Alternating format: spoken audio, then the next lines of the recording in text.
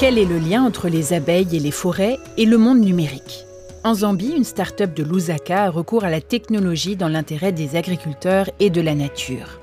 Voici l'équipe qui a créé Pollen, une application téléphonique qui permet aux agriculteurs d'épargner de l'argent et d'attribuer des prêts. Grâce à cette application, des petits groupes d'agriculteurs peuvent créer ce que l'on appelle un groupe d'épargne. Les membres d'un groupe conviennent d'un montant fixe qu'ils déposent chaque mois. Ils peuvent ensuite soit obtenir des prêts à partir de cette réserve d'argent, soit percevoir des intérêts sur leur épargne.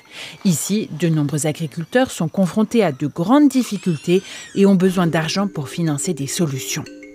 En Zambie, près de 300 000 hectares de forêts sont déboisés chaque année pour le charbon de bois, le bois d'œuvre et les terres agricoles. On discutait avec un collègue de la situation qui régnait à ce moment-là. Il y avait une sorte de sécheresse et la plupart des gens ne pouvaient pas cultiver. Alors, ils se sont résolus à abattre nos arbres. S'ils n'abattaient pas les arbres pour fabriquer du charbon de bois, qu'est-ce qu'ils allaient faire d'autre? On a alors pensé à l'apiculture. L'équipe a suggéré aux petits exploitants de produire du miel brut qu'ils achèteraient, conditionneraient et revendraient dans les supermarchés. Chiyanika Nakasamu et son équipe proposent des ateliers d'apiculture gratuits. Ils offrent ainsi aux agriculteurs une alternative à la production de charbon de bois, mais les abeilles présentent aussi d'autres avantages.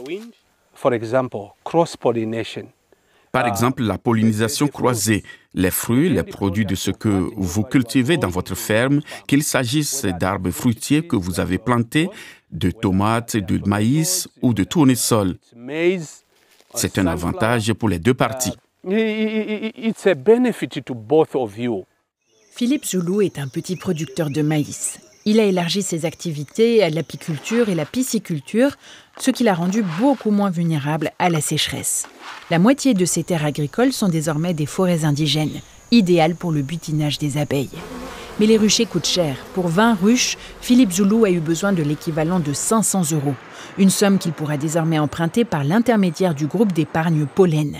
De nombreux agriculteurs ne disposent pas de compte bancaire. C'est plus facile pour Zoulou parce qu'il n'a pas besoin de produire de documents de garantie. Il peut obtenir un prêt des personnes de sa communauté qui le connaissent déjà. Et le taux d'intérêt accordé à Zoulou est plutôt avantageux. Dans le groupe d'épargne, les agriculteurs peuvent se mettre d'accord sur leur propre taux d'intérêt.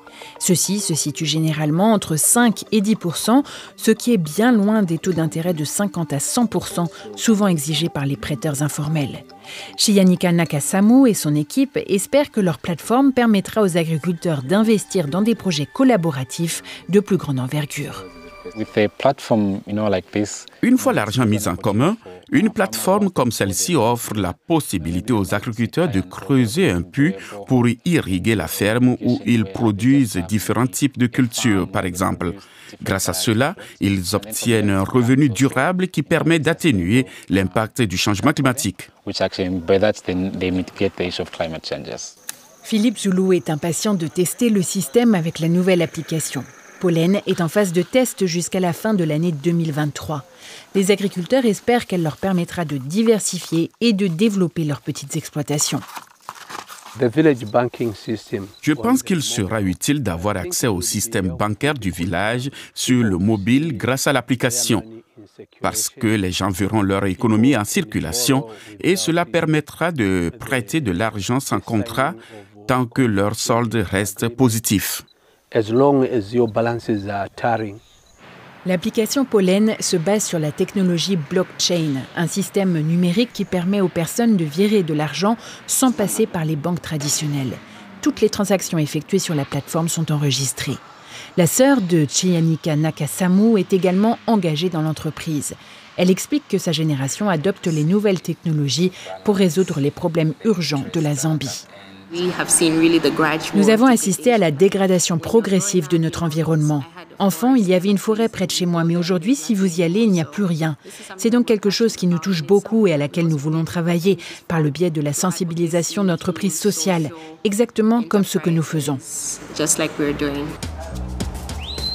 Chiyanika Nakasamu travaille avec 2000 apiculteurs dans toute la Zambie. La start-up a déjà vendu 30 tonnes de miel dans les supermarchés, une façon originale d'autonomiser les agriculteurs et de protéger à la fois les abeilles et les forêts.